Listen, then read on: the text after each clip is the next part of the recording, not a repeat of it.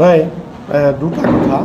প্ৰথমটো আপোনাৰ প্ৰশ্নৰ উত্তৰটো মই দিছোঁ যে যদিও আমাৰ ইণ্ডি এলায়েন্সৰ 28টা ৰাজনৈতিক দল, 28টা ৰাজনৈতিক দলৰ মাজত ৰাষ্ট্ৰীয় প্ৰেক্ষাপটতো অলপ চলপ এটা বিশৃংখল আপোনালোকে শুনিছে, 2-1 মতবিৰোধ, যেনেকৈ নীতিশ কুমাৰ ওলাই গৈছে, বিজেপিত গৈ চাৰেণ্ডাৰ কৰিছে, যেনেকৈ আপোনাৰ উদ্ধৱ ঠাকৰে কিবা কিবি ওলাই আছে, সত্য হোৱা নাই এতিয়ালৈকে যে NDAৰ লগত কথা পাতি আছে, বা RLDৰ জয়ন্ত চৌধুৰী তেওঁ NDAত জইন কৰিব বুলি ওলাই আছে, হ'ব পাৰে।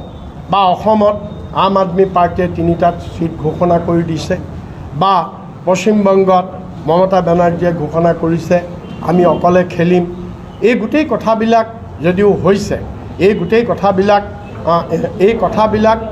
আপোনাৰ আজিৰ তাৰিখত আপোনালোকে আমি কোনেও এইবিলাক আমি চূড়ান্ত বুলি ক'ব নোৱাৰোঁ যেতিয়ালৈকে ই সম্পূৰ্ণৰূপে কংক্ৰিট ৰূপ নলয়। নাম্বাৰ 1।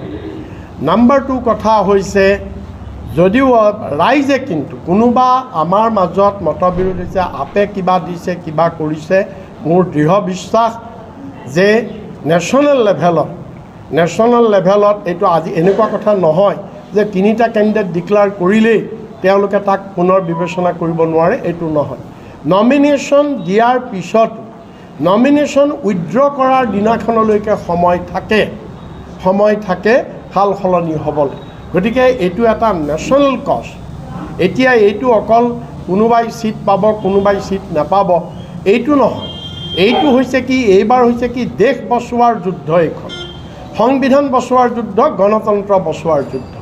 গতিকে বিৰোধী দলবিলাকৰ মাজত যদিও অলপ চলপ মতবিৰোধ থাকিব পাৰে, কিন্তু শেষ মুহূৰ্তত মোৰ দৃঢ় বিশ্বাস যে সকলোৱে এই ৰাষ্ট্ৰীয় স্বাৰ্থত সকলো মতভেদ পৰিহাৰ কৰি একত্ৰিত হ'ব।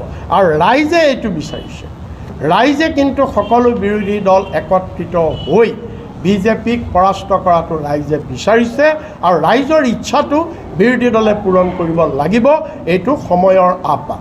বিজেপিক এইটোত সহায় নকৰে, বিজেপিক এইকাৰণে সহায় নকৰে, ভাৰতবৰ্ষৰ মানুহে বা অসমৰ মানুহে অলৰেডি মাইণ্ড মেকআপ কৰি লৈছে। মাইণ্ড মেকআপ কি কৰিছে, গোটেই মানুহ ভাৰ্টিকেলি দুভাগত বিভক্ত হৈছে। এভাগ মানুহে যিখিনিয়ে বিজেপিৰ পৰা কিবা সা সুবিধা পাই আছে, বেনিফিচিয়াৰী পাই আছে, হয়তো তেওঁলোকে মনত ভাবিছে আমি বিজেপিক ভোট দিম। কিন্তু সৰহসংখ্যক মানুহে ডিচাইড কৰিছে যে এই অত্যাচাৰী, দৰিদ্ৰ বিৰোধী, সংবিধান বিৰোধী, গণতন্ত্ৰ বিৰোধী বিজেপিক উৎখাত কৰিব লাগিব দেশৰ স্বাৰ্থত। সেইটো ৰাইজে অলৰেডি মাইণ্ড মেকআপ কৰিছে। গতিকে আপুনি কোৱাটোত যদিও ক'ৰবাত কিবা তেনেকুৱা কোনোবা পাৰ্টীয়ে সেইটো কৰিলেও সেইটো কিন্তু ৰাইজে সেইটো একচেপ্ট নকৰে, কাৰণ ভোট ৰাইজেহে দিব, ভোটটো ৰাইজে দিব। গতিকে ৰাইজে সেইটো একচেপ্ট নকৰে। মই নাভাবোঁ বিৰোধী ঐক্য ভংগৰ কোনোবা 1-2টা পাৰ্টী হয়তো মতবিৰোধ হৈ হয়তো এলায়েন্সৰ পৰা আঁতৰি যাব পাৰে, সেইটো অস্বাভাৱিক নহয়। কিন্তু সেইটোৱে বিৰোধী ঐক্যটো ভংগ নকৰে, সেইটোৱে বিৰোধী ঐক্যটো ভংগ কৰিব নোৱাৰে, আৰু বিৰোধী ঐক্য ভংগ নকৰে। সেইটোতো হয়, সেইটো প্ৰমাণ হৈ গৈছে। ছত্তীশগড়ত আপোনালোকে দেখিলে শেহতীয়াভাৱে, আপোনালোকে ৰাজস্থানত দেখিলে, আপোনালোকে মধ্যপ্ৰদেশত দেখিলে, বা গোটেই চবতে দেখিলে। আৰু গোটেই ভাৰতবৰ্ষৰ ভিতৰত এতিয়া যদি চাই, কংগ্ৰেছৰ মাত্ৰ 3খন ৰাজ্যত তেওঁলোকৰ চৰকাৰ আছে, 3খন ৰাজ্যত, হিমাচল প্ৰদেশ, কৰ্ণাটক আৰু শেহতীয়াভাৱে তেলেংগানা। গতিকে আপোনালোকে সেইটো চবেই দেখিছে যে এতিয়া আগৰ সেইটো ময়ো আছিলোঁ কংগ্ৰেছৰ, মই কংগ্ৰেছৰ সভাপতি আছিলোঁ। এতিয়া আগৰ দিনটো গ'ল, এতিয়াৰ সময় হৈছে সকলোৱে মিলি কোনো দলৰ একাধিপত্য এতিয়া ভাৰতবৰ্ষত নাথাকে। কোনো দলৰ, বিজেপিও নাই একাধিপত্য, অকলে বিজেপিও NDA কৰিহে আছে, তেওঁলোকৰ লগতো বহুত ঘটক দল আছে, সহযোগী দল আছে। গতিকে কোনো দলৰেই অকলশৰীয়া একছত্ৰী একাধিপত্য এতিয়া দেশত নচলে। এতিয়া আমি 4খন আসন দাবী কৰিছোঁ তৃণমূলে, আৰু 4খন আসনত আমি আজিৰ তাৰিখলৈকে আমি 4খন আসনতে আমাৰ স্থিতি আছে। আৰু আমাৰ দৃঢ় বিশ্বাস, কংগ্ৰেছে যদিও স্ক্ৰিনিং কমিটি পাতিছে, সেই স্ক্ৰিনিং কমিটি পাতিব পাৰে। মইতো ক'লোৱেই নমিনেশ্যন দিয়াৰ আগমুহূৰ্তলৈকে সাল সলনি হ'ব পাৰে। আৰু আজি অসম লেভেলত এতিয়া একো নহয়, এতিয়া অসম লেভেলত আম আদমি পাৰ্টীয়ে আজি তিনিজন পাৰ্টীক দিছে। কালিলৈ কেজৰিৱালৰ লগত যদি নেশ্যনেল লেভেলত হৈ যায় হয়তো তাৰ পৰা দুখন উদ্যোগ কৰি ল'ব পাৰে। এটা মই কথা ঠিক তেনেকুৱা কথা। এতিয়া আমি 4খন ডিমাণ্ড কৰিছোঁ।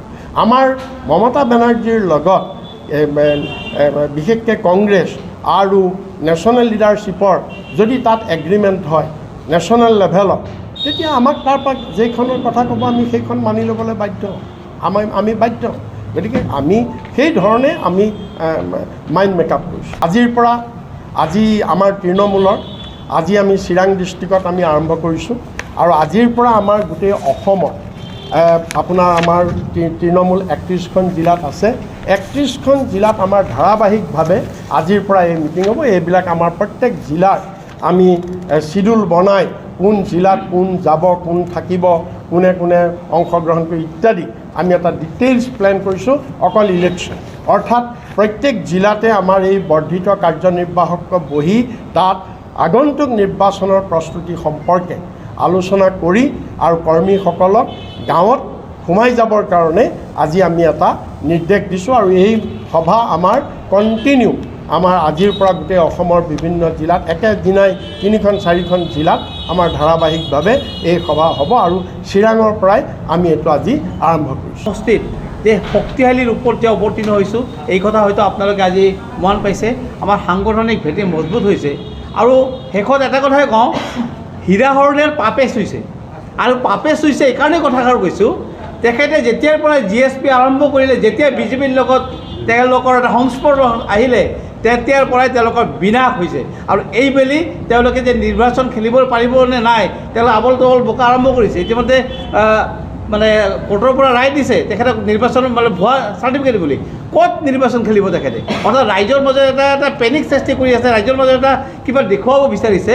কিন্তু দৰাচলতে হীৰা হৰণীয়াত ইয়াতে যদি চাৰ্টিফিকেট ভেলিডিটি থাকিলেহেঁতেন, আমি ভাবিছিলোঁ ভগৱানে ভেলিড বুলি কৰক আৰু তেখেতক আমি তৃণমূল কংগ্ৰেছে এনেকুৱাকৈ এইবাৰ পৰাজিত কৰিম, ৰাইজে এনেকুৱাকৈ পৰাজিত কৰিব, এতিয়া ভোট দেখিব হীৰা হৰণে এই অঞ্চলৰ পৰা।